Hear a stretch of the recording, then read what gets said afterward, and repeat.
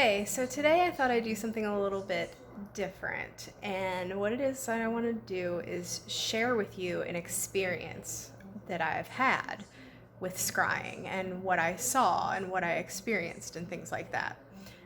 Just to kind of give some kind of an example.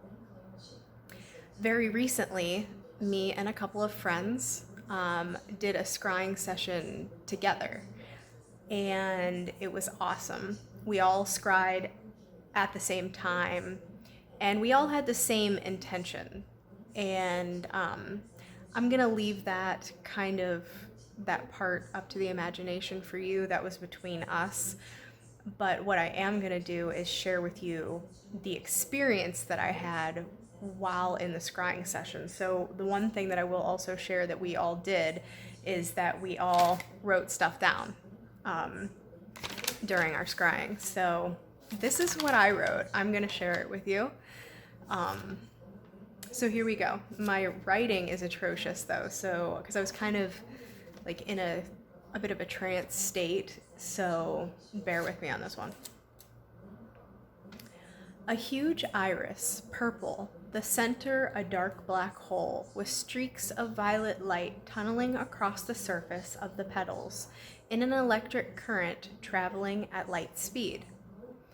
Wherever the dogs walk, the electricity sparks at their paws, their noses down to the scent of the soil.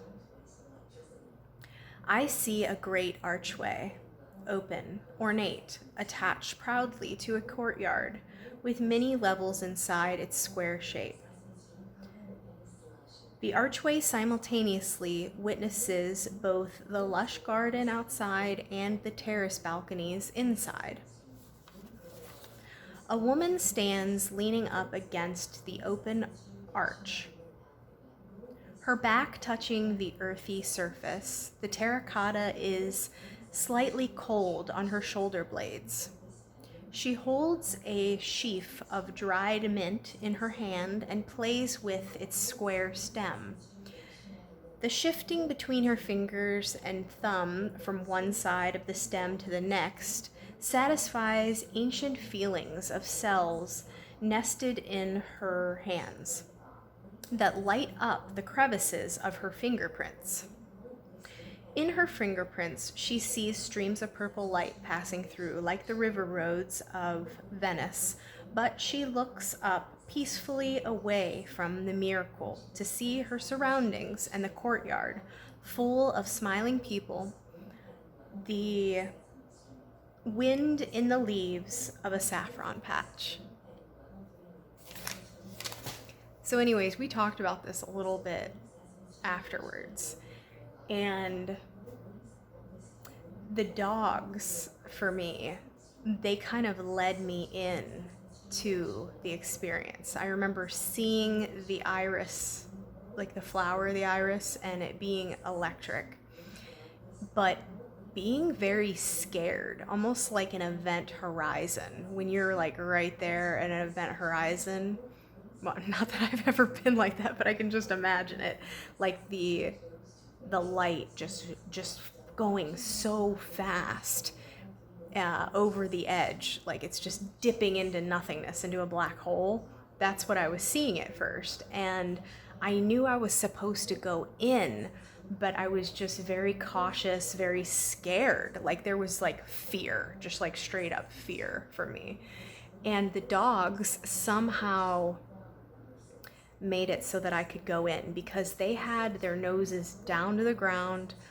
They were kind of almost not foolish, but just simple.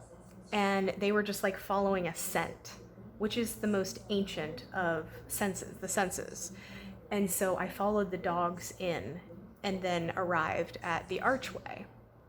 And then there I'm at this archway, and it's kind of like a precipice all in of itself. And I kind of, through talking it out with the other people that I was with, I determined that the lady, who is me in the future,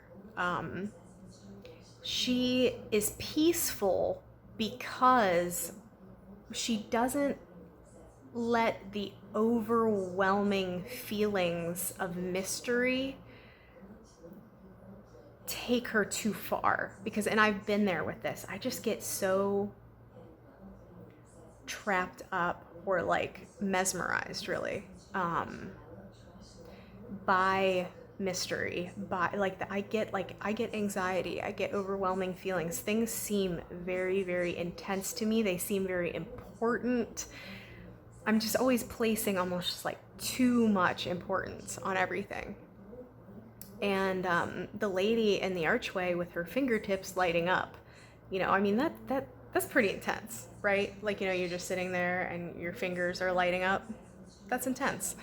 But she decides not to look at that, because she decides to look off at the garden, look off at the courtyard with the people, and kind of come a little bit more down to earth.